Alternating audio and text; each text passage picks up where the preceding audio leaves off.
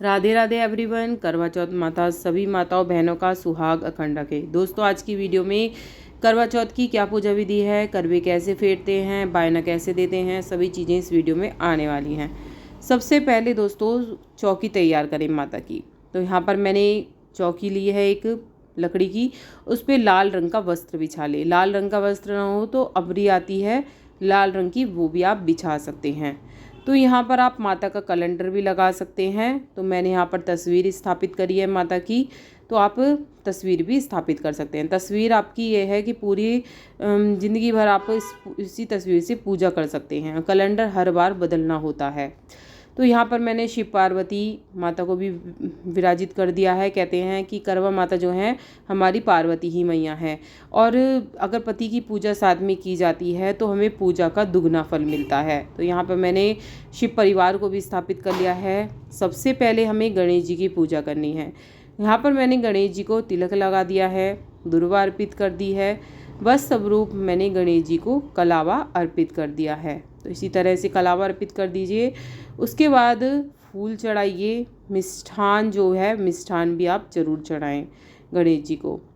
यहाँ मैंने फूल चढ़ा दिया है। अब मैं जो करवा माता है उन्हीं की भी पूजा कर लूँगी, उनको भी तिलक लगा दूँगी। और जो कैलेंडर पे सभी देवी देवता बने हैं, चंदा, सूरज और तस्वीर में जितने भी देवी देवता बने हैं हमारे, सबको हम तिलक लगाएंगे। तिलक लगाने के बाद यहाँ पर मैं गेहूँ की डेरी लगा रही हूँ। तो आप चावल की भी लगा सकते हैं और गेहूँ की भी लगा सकते हैं। खाली कलश स्थापित नहीं करा जाता है। यहाँ मैंने एक जल भर लिया है कलश के अंदर, और आप सिक्का भी डाल सकते हैं जल के अंदर। गंगा जल जरूर भर लीजिएगा। यहाँ मैंने आम के पत्ते लगा दिए हैं इसके ऊपर। आम के ना पत्ते मिले तो आप अशोक के पत्ते भी लगा सकते हैं। और सभी पत्तों पर यहाँ मैंने टीक दिया है। सभी पत्तों को बिंदी लगा देनी है इस तरह से। अब इसके ऊपर हम प्लेट रखेंगे एक, जो हमें दीप कलश स्थापित करना है। तो प्लेट रख दी है। प्लेट के अंदर हम थोड़े से गेहूँ डाल देंगे। गेहूँ डालने के बाद हम अपना एक दिया प्रज्वलित करेंगे। घी का दीपक आप इसके अंदर लगाएं जला हुआ। तो यहाँ पर हम दिया जला लेंगे और जो है हमारे कलश जो है दीप कलश स्थापित कर देंगे। दीप कलश स्थापित करने के बाद दोस्तों एक कलावा लेंगे हम। कलावे से माला जो है, हम करवा चौथ माता को कलावे की माला अर्पित करेंगे। तो आप कलावे की माला भी अर्पित कर सकते हैं, और जो है फूलों की माला होती है वो भी अर्पित कर सकते हैं। तो यहाँ पर मैं कलावे की माला अर्पित कर रही हूँ, और फूलों की माला भी अर्पित कर सकते हैं। अगर आपके पास साड़ी है करवा चौथ माता के लिए तो साड़ी आप अर्पित करें। साड़ी जो है वो मंदिर में दान दी जाएगी। और अगर आपके पास चुन्नी है तो चुन्नी भी अर्पित कर सकते हैं। तो यहाँ मैंने करवा चौथ माता को फूल चढ़ा दिया है, भोलेनाथ को फूल चढ़ा दिया है, अपने कलश को भी फूल मैंने यहाँ पर चढ़ा दिया है। अपने करवों के लिए यहाँ मैंने गौरा माता के लिए और अपने करवों के लिए मैंने गेहूं की 2 डेरी लगा दी हैं, एक करवा माता के लिए, एक अपने लिए। तो इस तरह से आप डेरी ज़रूर लगा दीजिएगा। माता करवा को मैंने पायल अर्पित की है, पैरों से छुआ के आप इस तरह से रख दीजिएगा, और बिछुए अर्पित कर दीजिएगा। तो आप जो भी हो बिछुए ज़रूर अर्पित कर दीजिएगा। अगर पायल ना हो तो कोई बात नहीं है, बाद में इसे आप पहन सकते हैं, या आप इस किसी भी नंद वगैरह को किसको भी दे सकते हैं, या आप सास को भी दे सकते हैं। और मिष्ठान ज़रूर अर्पित करिएगा। तो यहाँ पे मैंने मिष्ठान अर्पित करा है। गौरा मैया के लिए चुनरी अर्पित करी है। आप साड़ी चाहें, जैसे मैंने बताया, साड़ी भी अर्पित कर सकते हैं। तो यहाँ मैं माता को चुनरी उड़ा दूँगी, और जो थोड़ा थोड़ा मेकअप का सामान है वो भी ज़रूर चढ़ा दीजिएगा। जैसे कि मेहंदी है, मेहंदी लगा दीजिएगा। बिंदी के पत्ते पे से एक बिंदी लगा दीजिएगा माता को। तो थोड़ा थोड़ा माता का श्रृंगार भी ज़रूर कर दीजिएगा, और छुआ के माता को उनके पास ही आप श्रृंगार का सामान ज़रूर रख दीजिए। कितना भी सामान लीजिए, लेकिन आप अच्छा लीजिएगा, अच्छी क्वालिटी का लीजिएगा। तो यहाँ मैंने श्रृंगार का सामान लिया है। ये श्रृंगार का सामान थोड़ा सा आप रख लीजिएगा बाद में, और थोड़ा सा कुछ बांट दीजिएगा। इसके बाद माता को जो है दक्षिणा अर्पित करनी है। तो दक्षिणा ज़रूर चढ़ाई जाती है पूजा में, तो दक्षिणा अर्पित कर दीजिएगा। इसके बाद जो है फल चढ़ाए जाएंगे।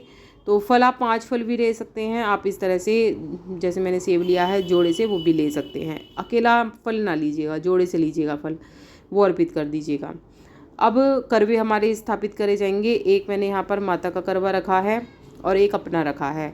चौंच वाला अपना ज़रूर रखिएगा, जो वैसा होता है चौंच वाला, इस तरह से वो रखिएगा। यहाँ मेरा चांदी का करवा है तो मैं चांदी का रख दिया है। माता के लिए मैंने गोल जो है आप लोटे की तरह भी रख सकते हैं। तो यहाँ सतिये बना लीजिएगा दोनों पर, और दोनों पर ही आप कलावा लगा लीजिएगा दोनों करवों के ऊपर। तो अब इसके अंदर जो है माता के करवे के अंदर आप गेहूँ भर सकते हैं, चावल भर सकते हैं, या फिर आप जो है वो भर सकते हैं ड्राई फ्रूट।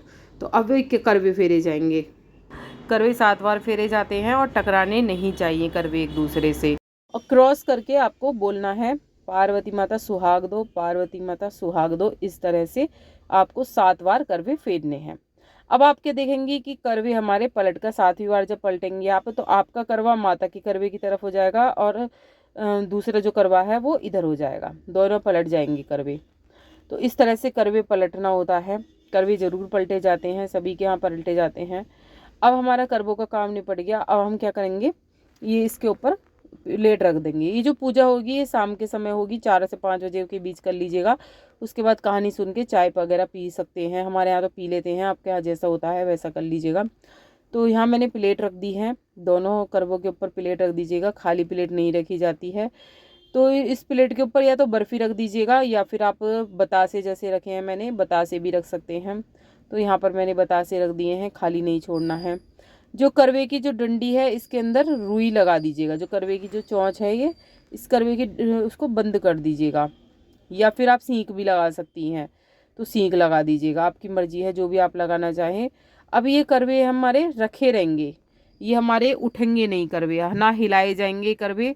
ये रात तक रखे रहेंगे। और जब आप पूजा करने जाएंगे चंद्र देवता की छत पर, जब चंद्र देवता निकलेंगे तब ये करवे यहाँ से उठाए जाएंगे। तो माता गौरा का जो करवा है वो तो आपका बांट दिया जाएगा।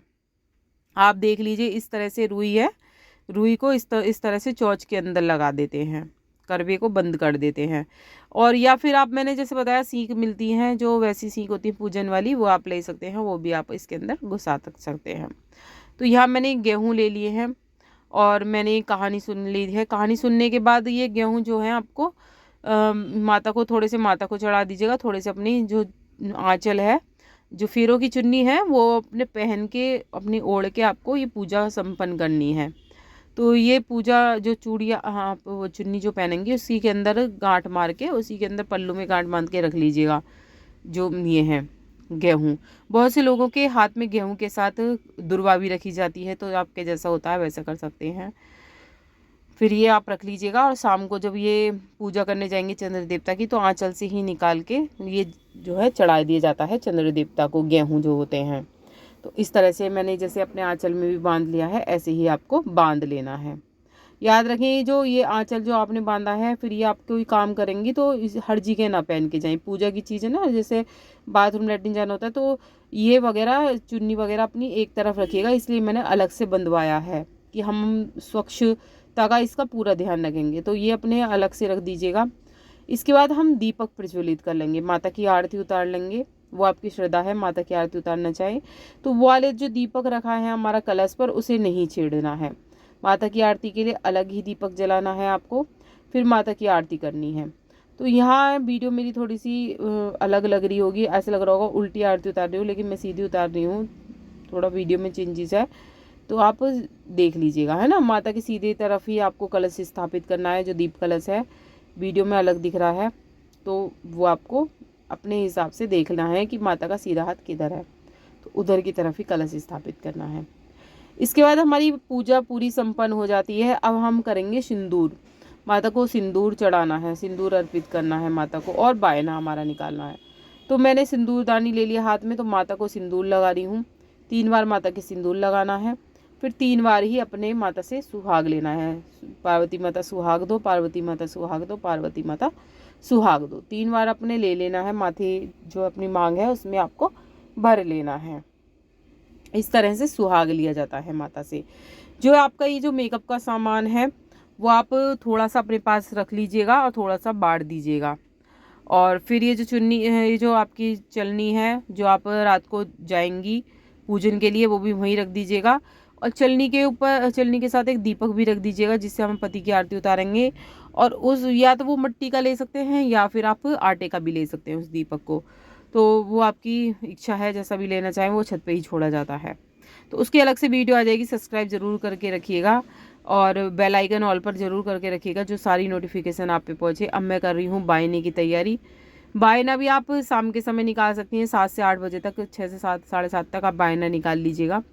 तो बायने में क्या क्या होता है, बायने में एक साड़ी होगी, उस साड़ी के साथ बिछुए होंगे, और मेकअप का थोड़ा सा मेकअप का सामान होगा, और जो है फिर हमारा मीठे का डिब्बा दे सकते हैं, या फिर आप 14 पूड़े बना के दे सकते हैं। 14 पूड़े दिए जाते हैं। बहुत से लोग अब सब चीज़ों से बचने के लिए बिस्कुट भी निकाल देते हैं, बिस्किट निकाल देते हैं। और जो अगर पहली करवा चौथ है तो आप साड़ी निकाल सकते हैं, मेकअप का सामान जैसे मैंने निकाला वैसे निकाल सकते हैं। अगर आपकी मान लीजिए तीसरी चौथी या पाँचवीं है तो आप नॉर्मल मीठे के डिब्बे पे पैसे रख कर भी दे सकते हैं।